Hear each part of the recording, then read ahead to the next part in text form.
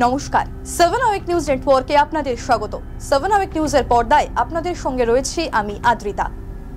ভোর সন্ধ্যাবেলায় বাড়ি থেকে ডেকে নিয়ে গিয়ে পিটিয়ে খুন, ঘটনাকে কেন্দ্র করে তীব্র চাঞ্চল্য ছড়ালো চৌবেরিয়া শ্মশান সংলগ্ন বাজার এলাকায়।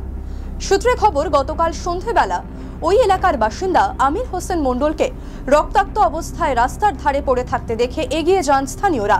আঘাত গুরুতর বুঝে সঙ্গে সঙ্গে তাকে উদ্ধার করে প্রথমে স্থানীয় এক ডাক্তারের কাছে ও পরে বনগাঁ মহকুমা হাসপাতালে নিয়ে গেলে চিকিৎসকেরা তাকে মৃত বলে ঘোষণা করে।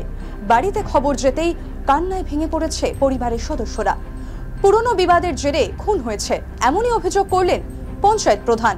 ঠিক 6:45-7টার মধ্যেই হঠাৎ করে খবর আসলো যে কটা অ্যাক্সিডেন্ট করেছে, কে বা কারা। ওখানে নাম প্রকাশ পাওয়া গেল যে প্রসেনজিৎ সরকার নামে, যার পিতার নাম হচ্ছে চিত্তরঞ্জন সরকার। ও হচ্ছে কি ওকে বাড়ির থেকে ডেকে নিয়ে গিয়ে, ফোনের মাধ্যমে ডেকে নিয়ে গিয়ে ওর ইকো গাড়িটা পাশেই স্ট্যান্ড করে দাঁড়িয়েছিল। সে অবস্থা অচৈতন্য অবস্থায় ওকে তুলে নিয়ে এসে ডাক্তারের কাছে নেয়। তারপর বনগাঁ হাসপাতালে পাঠায়। বনগাঁ হাসপাতালে থেকে খবর আসে যে ও আর আমাদের মধ্যে নেই। এই হচ্ছে আমাদের মূলত এই ঘটনা। এখনো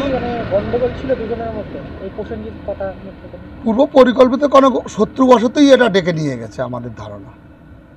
এরপরে এলাকার মানুষ উত্তেজিত হয়েছে, সেখানে পথ অবরোধ হয়েছে।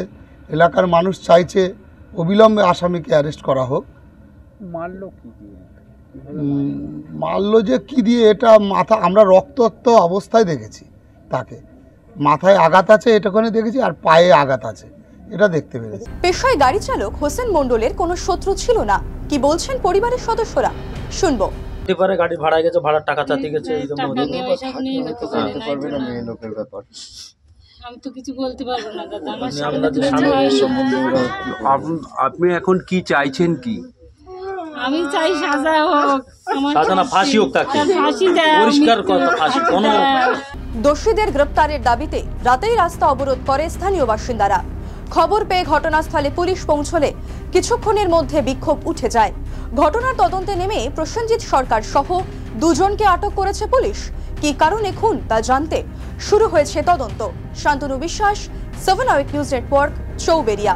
আরও বিভিন্ন খবরের আপডেট জানতে হলে 7 আওয়ার নিউজ চ্যানেলটিকে সাবস্ক্রাইব করতে ভুলবেন না, কারণ আপনাদের একটা সাবস্ক্রিপশন আমাদের কাছে অত্যন্ত মূল্যবান। এবং সেই সঙ্গে আমাদের হোয়াটসঅ্যাপ চ্যানেলটি ফলো করে অবশ্যই পাশে থাকবেন। জয় হিন্দ।